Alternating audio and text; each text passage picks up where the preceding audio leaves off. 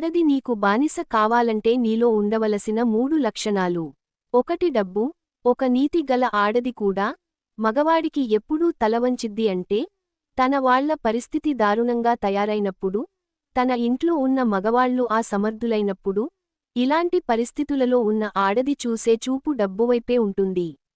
ఎందుకంటే తన వాళ్ల పరిస్థితిని మెరుగుపరచడానికి ఇలాంటి సమయంలోనే స్త్రీ తప్పటడుగు వేసే అవకాశం ఎక్కువగా ఉంటుంది.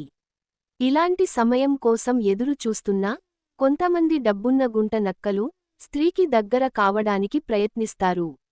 ఆ స్త్రీ యొక్క అవసరాలు అన్ని తీర్చి ఆ తర్వాత వారికి కావలసింది ఆ స్త్రీ నుండి పొందుతారు.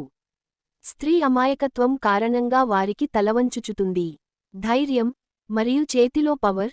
స్త్రీలు మగవాడి ధైర్యాన్ని ఎక్కువగా ఇష్టపడతారు. చేతిలో పవర్ ఉన్న వాడి చుట్టూ తిరుగుతారు. ఇలా ధైర్యం, పవర్ ఉన్న మగవాడు చెడ్డవాడైనా సరే అతనికి దూరంగా వెళ్లడానికి ఇష్టపడరు. మగవాడు 10 మందిని కంట్రోల్ చేసేవాడు అయితే అతనికి భార్య కూడా ఎక్కువగా భయపడుతుంది.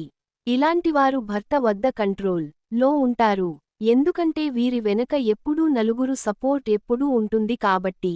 కానీ పిరికిగా ఉన్న పురుషులను కొంతమంది స్త్రీలు ఆడుకుంటారు.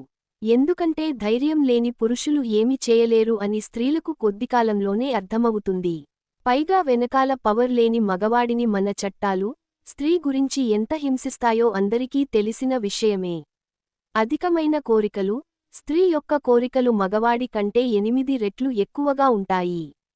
తన ప్రపంచం ఎప్పుడు బయటే ఉంటుంది.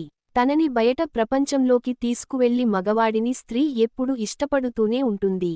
కానీ పెళ్లి తర్వాత తన జీవితం మొత్తం ఇంటికే పరిమితం అవుతుంది. ఇలా ఎక్కువకాలం జీవితం ఒకేలా ఉండడం వల్ల వారు డిప్రెషన్లోకి వెళ్తారు. నా జీవితం నాశనం అయిపోయింది. నేను వీరికి ఒక బానిసలాగా ఉన్నాను. నాకు ఇంట్లో విలువ కూడా లేదు అని బాధపడుతూ ఉంటారు. ఇలా ఒకేచోట ఉన్న స్త్రీలు స్వేచ్ఛ గురించి ఆలోచిస్తూ మరొకరితో సంబంధాలు పెట్టుకొని బయటకు వెళ్ళిపోతారు. అక్కడ ఏదో ఉందనుకొని మీరు ఆశపడతారు.